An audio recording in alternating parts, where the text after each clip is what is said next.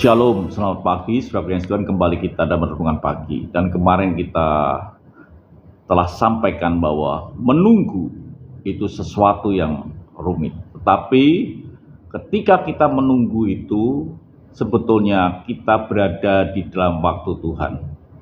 Jadi tetaplah kita sabar, kita taat, karena dikatakan firman Tuhan kemarin, Yesus sengaja tinggal 2 hari di kota itu, di tempat di mana dia berada, untuk tidak segera mendoakan Lazarus. Jadi saudara Tuhan, kita mesti sadari, walaupun kita harus menunggu, kita menunggu di dalam waktu ilahinya Tuhan. Kenapa demikian? Dikatakan jelas di dalam Pengkhotbah 2 ayat yang ke-11. Saya bacakan di dalam pembacaan Alkitab Terjemahan Baru.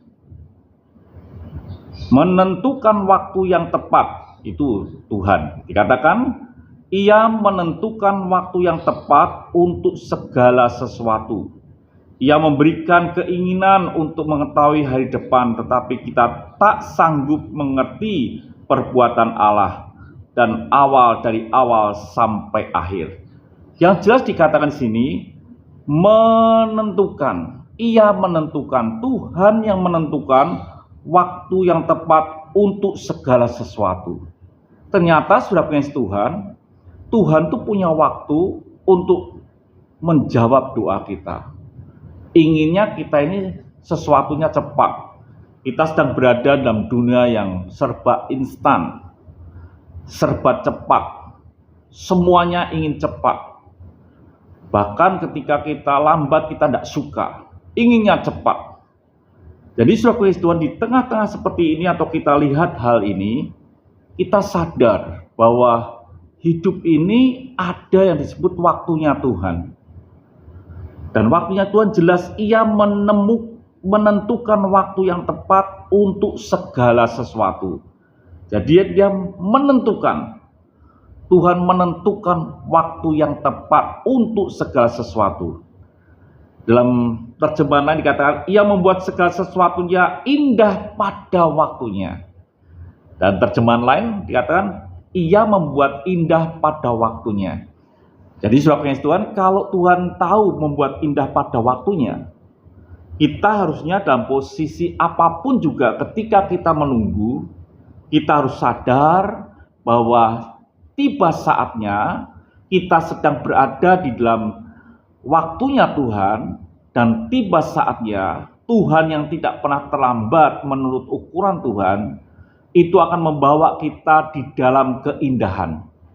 Nah, itu yang perlu kita pahami di dalam hidup ini. Jadi saudara Tuhan, mungkin saudara berdoa untuk anak saudara mendapat pekerjaan, mungkin mendapat pacar, mungkin mendapat anak dan lain sebagainya. Di saat-saat saudara menunggu, ketahuilah bahwa Tuhan punya waktu yang paling tepat, dan rencana Tuhan di dalam ketepatan itu, rencananya itu indah. Mungkin indah itu belum tentu tepat dengan kita mungkin, tapi di pandangan Tuhan itu indah. Sehingga jelas dikatakan, Ia membuat segala sesuatu indah pada waktunya.